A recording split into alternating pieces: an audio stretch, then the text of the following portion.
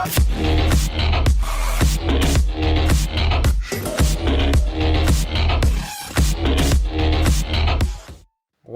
Squad, we're there with Mommy today. We're doing the interview we've been talking about. So, go and get right into it. Let's go.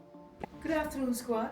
James has finally got me to sit down and talk. Interviews are not my thing, but I'm here. Well, let's go, squad. Could you introduce yourself?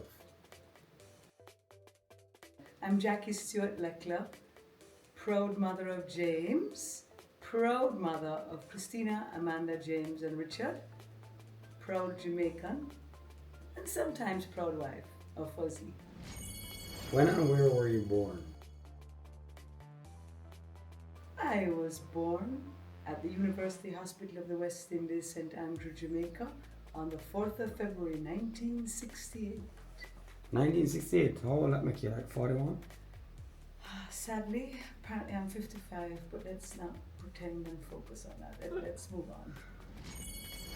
Where did you grow up? So I grew up in Gordon Town, an area known as Coopridge near Mime River Road, just below Gordon Town. My family still lives there. It's a family property. We live on the river. So when I was young, I had the privilege to have my grandfather live next door, as well as my parents. We ran up and down the hill. I used to get boils from playing all the dirt. But yes, I am a country girl. What was it like growing up in Jamaica? So in those days, it would have been a much simpler life. We didn't have TV. TV signed on at about 5 or 6 in the evenings, and it was black and white. TV was on a weekend, so our life did not revolve around electronics as it does today. In those days, it was a lot of outside games, family time. So I think it was a simpler life. Beach, going to the country, and a lot of family time. In my time, unfortunately, we had political turmoil as well. So being born in 1968, things would start to get tense around 1975. And from then straight until October 30th, 1980, we basically lived in a war zone. You know, there was rations, people taking 5 flights a day when they were told to do such a thing if they could. A lot of device, you know, it was divisive. People were not preaching peace and love, or government of the day was not preaching unity. So there was a lot of, prejudice, divisiveness, but we came through on the other end. So I'd say I finished my childhood on a happy note. Tell us more about your early years. Where to start? I would say when I was growing up, life was focused around motor rally. My father, would race a few times a year, so sometimes we'd follow him around the island. On one occasion, we went to Barbados to watch him rally. So that was a big focus. Family business was a big focus. In those days, it was a mom and pop store, but at every opportunity, we would go down and help our parents, my brother and I, in whatever small chore that they gave us to do. In those days, it was a bit unfortunate. Because I was a girl, they wanted to lock me upstairs. They wanted me to stay in the accounts department. They didn't think it was safe for me to be out in the workshop alone. And from those days, I was fighting society and the norms. I wanted to be out back. I wanted to be in the parts department. I wanted to be in the middle of the action. But for safety and security, they wanted me upstairs. I was 5 years younger than my brother, and I still am. And he thought I was a twerp. So I also spent some of my growing up life hiding in the back of his car, trying to sneak out and get to go to parties. We would call it getting off the hill, because when you live in a rural area, there's no transport unless your parents are going to take you. The bus service, would not have been safe for me to go alone. So you had to depend on somebody to take you off the hill. So quite a few times, whether it was my friend Misha or my friend Michelle, we got kicked out of the car and sent right back upstairs. I only stole out the car once, squad. When I was a teenager, I jumped into my little Suzuki Samurai and went for walkabouts. But by the time I got to around Ligani, I think I was very nervous. And so I quickly went back home. Disappointed! For the record, I did not damage the car. Unlike some other family members who will remain nameless, James can do his further interviews I have never, on my various family members and their escapades. I have never stolen out a car in my life. So she always talk about I'm a bad picnic growing up. I never thief out a car. He didn't have to tip out the car. He had lots of drives, and he's not on the hill. He lives in town. He was like a uptown boy. Now, when did you enter the workforce and how old were you? I entered the workforce in 1986 when I was 18. I was not a particularly good student. My poor parents. I suspect if we were to reflect on it, I needed to learn in a different way, and so I found it a little difficult to cope in the traditional school. So after high school, off I went to finishing school in England. I did learn a few social graces. Like what? Every now and again, I can have graces. I can be polite, know my manners, my table manners. By the way, I'm a very good typist, which I learned at finishing school. And I'm a sometimes cook who was retired. I did cordon bleu cookery at that time. So yes, squad as my life started as very secretarial. When I first started my employment, I literally was writing receipts, doing bank lodgements, answering the phone, writing up the general ledger. In those days, it was very manual. I was also doing fundraising for my mother, who did a lot of political work and work for the less fortunate. So from a young age, I was doing fundraising. A lot of people just assume, oh, you join the family business and you start on the top and you become the boss right away. Was that how it was for you? No such luck. I would say it was a long, slow journey getting there. In retrospect, it couldn't have happened any other way. I had to mature. I had to have my kids. I was always working full time, but there would be times where I might have needed that extra time or support from the family to be a mummy, and that was forthcoming. So I went through the paces, and here I am. How did you balance being a mother and a full-time employee? You never quite balance. You're always feeling like you're letting somebody down.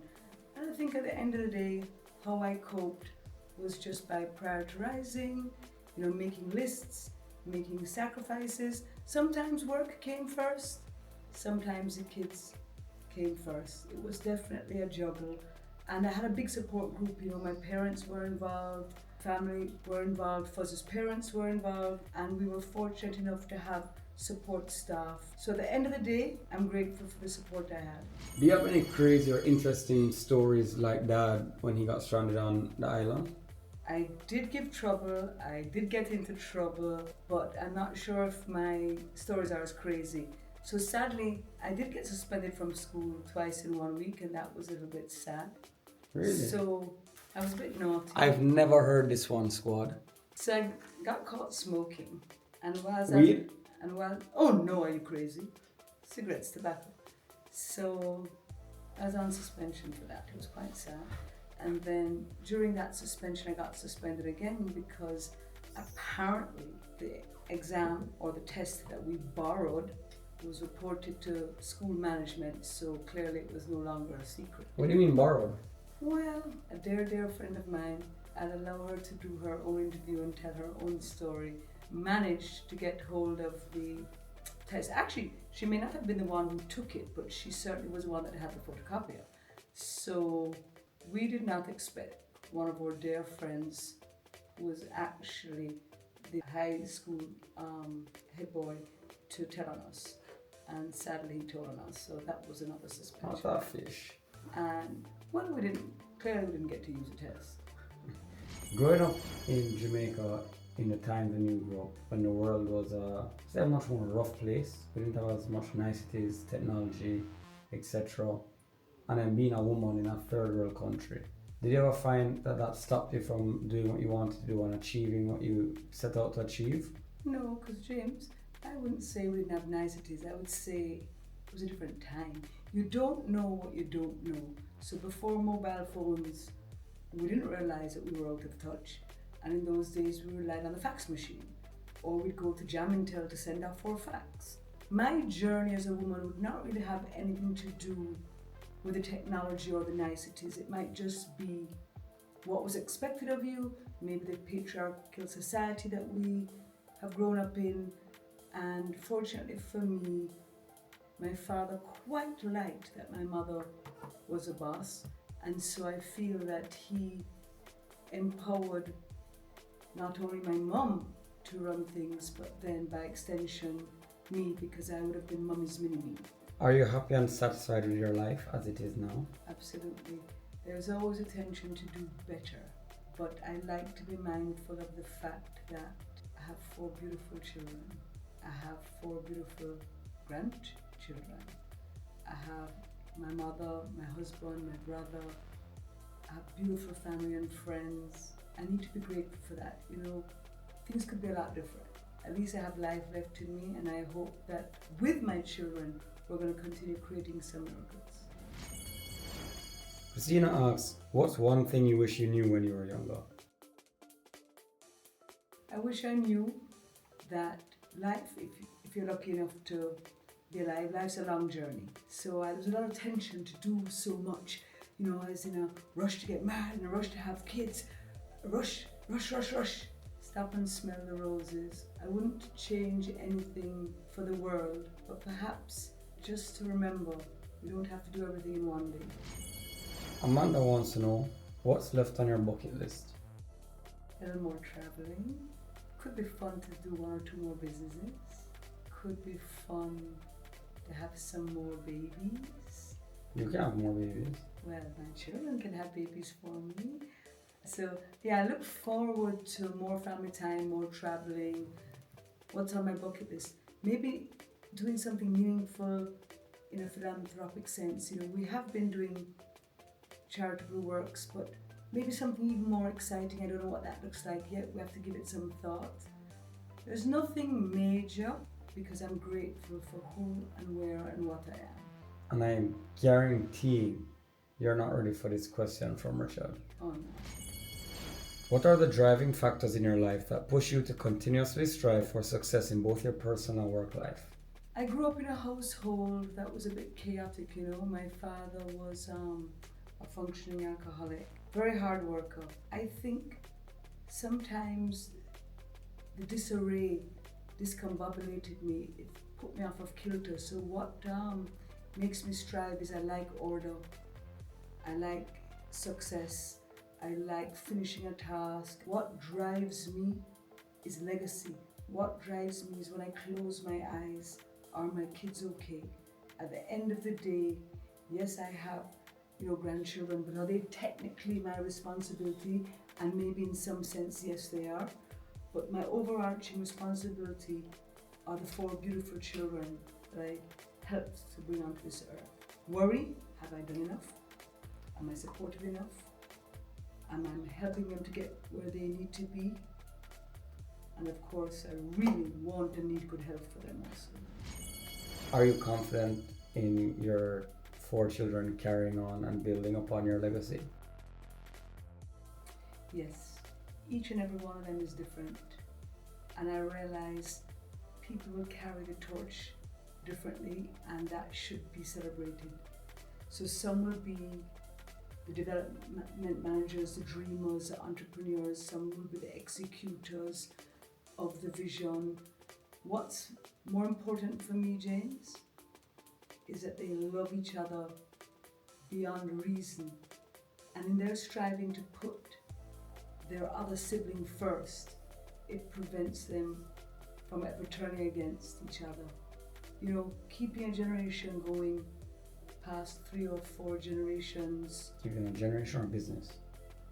Both family and business. Okay. Because, you know, what family means is that you actually really want to be together, not that you're joined together. So keeping a family and a business going past 3, 4 generations takes effort, you know, it takes honor, and that would be a life well lived for me if long after I've gone, people can see my kids taking care of each other emotionally, physically, mentally, spiritually, as well as financially. Do you have anything to say about your mother? She's a superstar. So my mom's 81 now, you know, she has had a few health issues. It's been a bit rough on her the last few years, but what I can say is that she has really been a force to reckon with in this generation of the Stewart family. You know, she supported my father beyond reason. They had their good times and bad times, but she stuck it through. She always said everything she did was for Duncan and I, and she kept to that word, both her and Daddy. She empowered us, took chances on us, encouraged us, sometimes got very cross at us. As I look back, I think the most important thing is to say thank you, Mummy. I love you, and without you, I would be nothing. Would she be your inspiration for working so hard and becoming who you are? For sure. Both her and Daddy in different ways, you know. But yes, I do think that she had more attention to succeed than Daddy. Daddy was happy with a simpler life. As long as we took care of him, he was good to go. He just needed to go to the beach or the bar and he was good, and have his family around him. Mom, I think, encouraged us more to build on something long lasting, and she would have lived more than me. The fact that being a female, you weren't always a chosen one. So she strove to be a success, and sure enough, she was. In our country, I believe we're the only two females that have been generationally in the car business and have had longevity in the car business, and the both of us continue to do work in our industry. And so she definitely broke the ceiling, and I'm climbing through it. You know, it's very hard for people to ever really understand someone else's perspective or life. But for me, when I see what's going on in the world and people talking about, oh, women need this and that, it always struck me as strange, because you guys just always made it seem, or made it known to us, that women can do whatever they want in their life. There's nothing that's going to hold you back if you want to achieve it. Is that true, or is that just a perception from growing up with two strong women? I was very intentional, you know, because I grew up in a family actually that was predominantly male. I forgot to say that. My father had 3 brothers, one died in infancy, so he grew up with 2 brothers. So it was a lot of male influence, and therefore what we could do as girls was the unknown. And I didn't want that for my girls. I had 2 daughters first, Christina and Amanda, as you know. And from day one, I was like, no, they're going to chart their own course. They're not going to live somebody else's dream. They are going to be the dream. And of course, I do want that for my boys as well. You've got to be your dream. If you had a message for young girls today, what would that be? Be the best you can. Never look for somebody else to chart your course. Add to your life. Add to your community. Be the best you can be. Yes, you can. Yes, you can. Okay. And you know, I think with that, we're going to wrap it up. That's all, Squad? You want more? Yeah, I'm having fun with you. See? And she was being bad-minded earlier, see? I know. This has been going on for months, and I was putting it off. But now that I'm here with you, I'm cool. All right, let me ask some family questions then. Oh boy. What age did you get married? 20. When did you have your first kid? 21. Oh, so you didn't get married because you were pregnant? No. You wanted us? Oh, yes. You sure? Every one of my children were planned. Squad, he was supposed to be here. Oh, duh. What is the most important thing in life to you, other than controlling us? Well, Jamesy, wow. I guess the most important thing in life is to be able to breathe. Because if I wasn't here, nothing else would be happening. And by the way, I probably wouldn't have had this conversation with you maybe 5 years ago. I honestly feel that as the years go by, your focus changes and you realize, not here for much longer. I would say that I'm much more over the halfway hump, if I should be so lucky. Is that why you love my tattoo that says, we're not here for a long time, we're here for a good time? I definitely don't like your tattoos. I would appreciate if Squad would encourage you Not to disfigure your beautiful body anymore, Squad. Can he just take it easy now? Squad 100k and I get a tattoo of Top Lodge on my body. No. Big on my forehead. No. You know, you're beautiful. You think so? Yes, don't deface yourself, my love. I know I'm a little more traditional than you are, but I just think, comes back to just loving yourself. And by the way, you could dress a little nicer. As I look back on life, I wonder, what is it that I've done to these boys, why they don't want to dress nicely? Squad, the girls understand occasion and they get dressed nicely for occasions. I can barely get the boys dressed. That's not even true. It's not even true. Oh, very We true. go to like 70 occasions a month and we may piss you off with one. Talk to us about business, about what it means to work hard. Being on social media and reading a lot of these crazy comments out there, especially in the last year, it seems that so many people are jaded and believe that success is just given to certain people and that it's impossible for them to ever succeed. And that seems to be a very, very prominent thought process recently. And it seems, to me at least, a lot of people, the older I get and as years go by, more and more people are just afraid of hard work. So talk to us.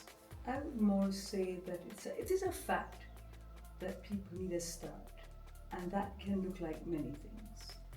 Where do they get the funds to start their dream? Is it through the bank? Is it through a family member? Is it from their community? Can they qualify for a loan? Do they have the right education that helps them to be able to come up with ideas? And then once they're in business, what's your bureaucracy like? What's the support system? Being in business is not a walk in the park, It can be very frustrating. Obviously, in my situation, I only really understand Jamaica and what the landscape looks like, and sometimes it can be demoralizing. Maybe the fact that you need a license for many things that don't need to be licensed, the fact that you need to go to many different government entities for putting one product through the system. We're in a very regulated industry, and high import duties. So, staffing in Jamaica, our labor laws are not predicated on employers being trusted. It is predicated on every employer being bad. So the labor laws are very strict, they're tough, they automatically assume the employer is wrong. And so this has created a culture of inefficiency. You can look around you and you'll see it. And that's sad because Jamaicans are talented.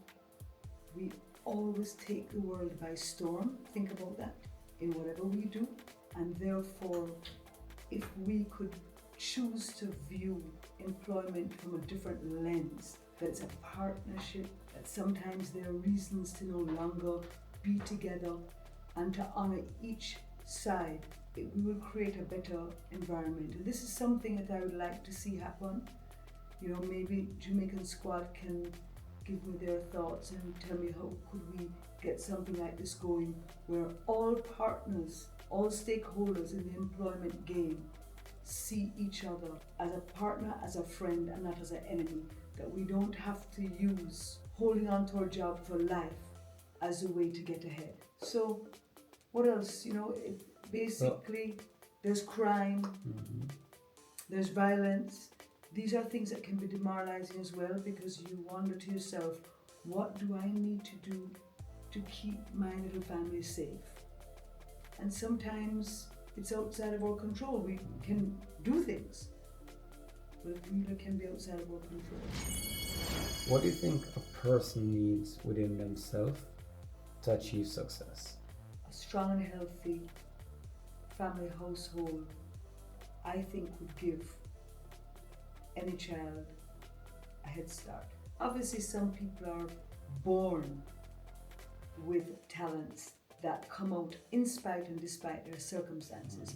But just speaking on the average, let's say we're not discussing an outlier, we're just speaking about... Not a Michael Lee chin. Right, lovely. The average person. Let us just focus on a regular child. I think family support, being encouraged, being pushed.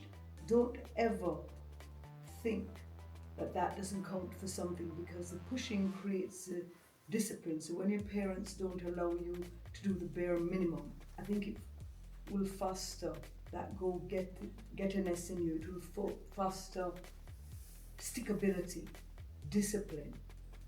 Those are things that I don't think you can really put a price on.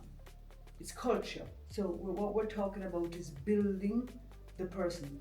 And I think a parent has somewhere between 0 to 9 years old to really